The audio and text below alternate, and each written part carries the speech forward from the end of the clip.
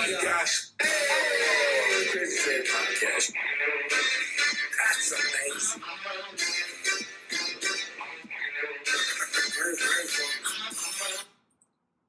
Welcome to the Crazy Dre Podcast Show, ladies and gentlemen, boys and girls. It's your main man, a.k.a. Crazy Crockett, a.k.a. Andres Podcast. Folks, I got a new setup. I'm over on the corner. I got new chairs. I got a new way of doing this. I'm in my apartment. Thank you for coming back on the Crazy Dre Podcast Show. This might be a special. It's going to be on Tuesday. It's going to be talking about myself, my situation, being disabled. I'm going to talk about what it is like to be disabled. And it's not going to be a pity party and the whole bullshit. And, it's not going to be feel sorry for me in a moment. But I am going to talk to you about what I have to go through. And I'm going to tell you two experiences that happened. So cheers to those jerks out there. One from co-workers and one from Planet Fitness for being dicks or jerks about the whole thing. I want to go start backwards. I'm going to start with Planet Fitness. So as you can tell, I have some form of a stroke. Looks like I have a limp arm. This is also, you can find me on YouTube. So if you listen to this, go on YouTube, go to Crazy Dre Podcast Show. Crazy Dre Podcast will be capitalized. And then you go and see a Detroit Tiger logo. It's not going to be your typical Crazy Dre Podcast logo, the black and white one. But I don't have my hat on. I usually wear hats. I usually wear, Detroit Red Wings, some baseball, Detroit Lions, Detroit Tigers, Detroit Pistons. But today I don't have a hat on. And I wanted to show my whole face and my hand and the whole situation. So I go to Planet Fitness about 2 or 3 times a week.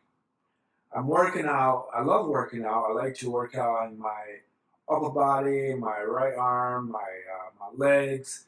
I'm there for like at least 45 minutes every 3 days, or I go there at least 3 days a week. At least I try. And these so-called trainers or co-workers that work at Planet Fitness, they have particularly 2 kids. They have this little smirk on their face, and they think it's humorous or silly that I like to work out, or I'm there to work out, because they know that technically I can't really develop great muscle strength. And what happens with people with strokes is that you lose your right hemisphere or left hemisphere. Usually the left goes limp. So my left went limp when I was born, or sometime after I was born, malnutrition, couldn't breathe right during childbirth. No one knows. But my whole left side is basically limp or weaker, and you can tell. And I'll tell you that when I go to the gym, I have to wear usually long sleeve shirts and all that, so I can bench or do certain workouts using my left hand. Because I feel it's important to be able to use my left hand side and be developed as my right hand side. I know in the past, I never went to the gym because I didn't feel like I belonged there. Because of my disability, I didn't believe that I deserved to be there. It's kind of like people who are fat shamed or overweight shamed or whatever. But in their case, they can always lose weight. They do correct diets. They don't eat always carbs. More fasting. There's ways for them to lose weight if you're disciplined to do so. In my case, I can't really develop those muscles on the left-hand side. But I do think it's important for me to work out, and I like to work out. I've always liked to work out. I love sports. I love athleticism.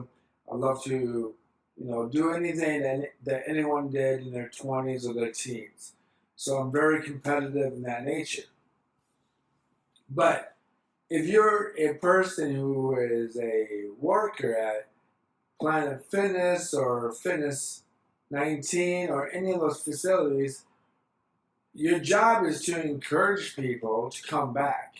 It's not to be humorous and make fun of you and like, oh, it's cute that you're here. They say that they think it's obnoxious, and you can tell. And one thing that you will come across of any person with a disability, if you ask them, you have to ask them that we know when someone's giving us the bullshit eye or the bullshit smirk or something that's not cool. They give you that look in their face that they either feel sorry for you or they feel like you're dumb or stupid or you don't belong in that community of whatever it is. It could be a concert, it could be any venue, it could be a fitness facility, it could be a dating opportunity, or it's something like that. So, but your job as a fitness person, you should try to encourage people to show up as many times a week so that you keep your job. Because if no one comes to work out, you won't have a job to utilize a facility for workouts. And I just think that I keep telling people that I do believe in abortion. And in cases like this, if it's true that I don't belong in Planet Fitness or Fitness 19, or I don't belong in a social environment with other people, or people don't think I should be dating other people who are not disabled, then what's the purpose of life? I mean, everyone has to have a purpose. Aristotle, Plato, Socrates, they all said it in some form or shape. Even if you're a religious fanatic, a Christian, Jew, Muslim, your purpose in life in that point is to believe in God and do what God's work. Now, people with disability, we really don't have a purpose. Our purpose is to maintain sanity or maintain our identity or individuality so that we do not come across of a situation where we are in a area or zoned out to be in a group home or group setting or something that takes our right away.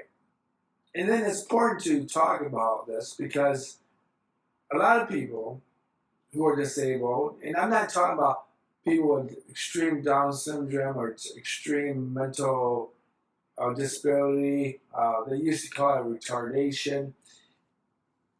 I'm not talking about those people. I'm talking about people who are borderline able-bodied, borderline disabled, have a learning disability that takes a couple huge steps back, and then you always are working to get ahead. And when you don't get ahead in life, it can get frustrating. It can be very, very frustrating. And what's happening is that a person like me, who have some form of a disability, not just physical, we are not hired in the situations or environments or jobs or careers that would make 60, 70, or 80,000 or $100,000 a year. Because most of the time, people are going to overlook us. Or even if it's an objective to train somebody, they're not going to try to train you because you're disabled or you look disabled, and you may become a threat to that business because they have to accommodate equipment, work environment for that person with disability. And I want people to know that that's a really issue for people with disability. People really do think that I should be on a Social Security disability or something. And to be honest with you folks, you can only make about $800-900 depending on your disability. If you're receiving SSI, you're only going to get about $730. Food stamps about $150-200. If you're a person with disability, you may get $200 more than $734, $739, $740. So it's roughly $994. Food stamps about the same. You have to apply for Section 8 if you feel like you're qualified for that. However, in my case, I'm not on SSI. I'm not on disability. I don't collect food stamps. I just always have worked and always find a place for me to do something. But what it's coming to boil down to is that people are not respecting me, and the question should be is that should they respect me? The other question is why should they respect me? And I want people to realize that if I was black, if I was LGBTQ+, if I was a Muslim or a Jewish person, people would have to respect that person. In my case, people with disability are not really respected. Now, I want to make it clear that people who are military injured from military service are treated differently than people who are born with a disability. We, the veterans, and people who are born with disability are in a separate chain of disability. We don't belong together. And if you're a person who gets in a car accident and you lose a limb or something with your hands or something happens, that's a different situation too. And those people will be respected more than people who are born with disability. So when I'm talking about people who are born with a disability, significantly disadvantaged in life. And I'll tell you another situation that happens to men who look disabled. This just happened to me about 3 weeks ago at work. Now, I know these two people. They're around their mid-20s. They always are working together. They're always flirting. They're always going back and forth. And I was jokingly talking to both of them and say, you two need to go on a date. Because the chemistry was there and so on and so forth. The girl was embarrassed by this comment. She told me that I should not talk to her until I fix my left hand. Now, if that was a stand-up comic moment, that might have got some laughs, but in that situation, that was not a comic situation. And I want people to realize that women will talk down to me like this all the time. And I can't respond to them in a way that I can protect myself or a way to stick up for myself.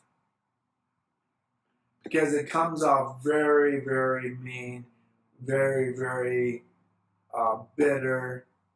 It comes off very not friendly.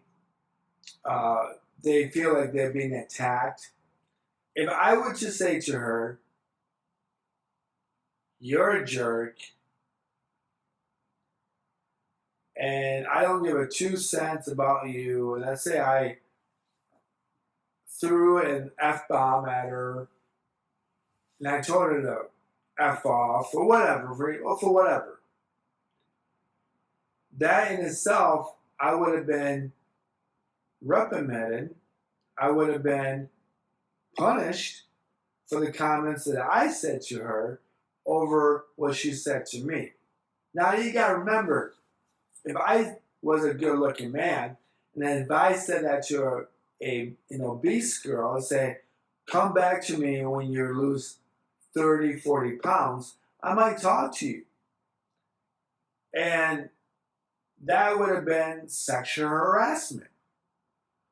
Now, I can't really linger and linger about this forever and ever because I'll just lose my point. But what I will say this, and I want people to understand the reason why I believe in abortion. I believe in abortion because the person who is being born with a disability will always be disabled. They always will have a challenge. This challenge of being disabled isn't temporary. It is always a constant moment in their lives. From the time that they wake up, from the time that they go to bed, from the time that they have to go to work, if they're working, from the time that they interact with people, regardless if they're able or disabled people, it's an always constant struggle or challenge. I call it for a challenge. Now, again, when I say this in a way that I want people to understand. I'm not comparing people that lose limbs off car accidents or someone hit them with a drunk driver moment and their whole cognitive intelligence is there and they just have to learn how to use their limbs and prosthetics and then they still have high cognitive intelligence. I'm talking about the people who are born with a disability. People who are born from the time that they come out of the womb, from the time that they breathe their first breath from the mother's uterus, their life will always be a struggle. Now, some of us will not have that cognitive intelligence to realize that they're struggling, but they're being taken care of by their parents financially, and then eventually the state or someone in their family takes care of them. Brother, sister, maybe their older grandparents or their parents and themselves keep them. Or maybe it's that they are somewhat taken care by somebody. But you have to understand that